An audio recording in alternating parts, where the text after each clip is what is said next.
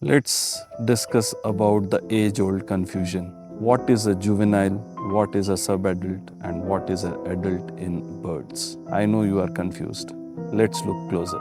So, juvenile is the first step towards being independent. The bird has just left its nest, but it is still dependent for food on its parents.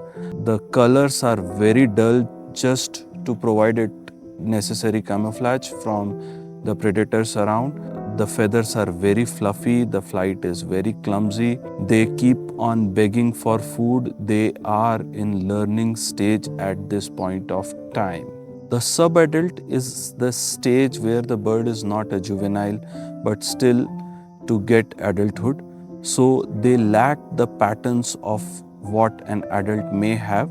They are still learning the tricks of the trade at this point of time. They do not have any mating rights as of now. This stage is often seen in birds with higher lifespan like eagles, hornbills. So they have subadult life stage. Adults are fully grown birds with rights to mate. They have their body patterns very clear and distinctly marked and mapped to the species, and now they are ready to produce new babies. I hope this helps. Keep birding. Stay happy.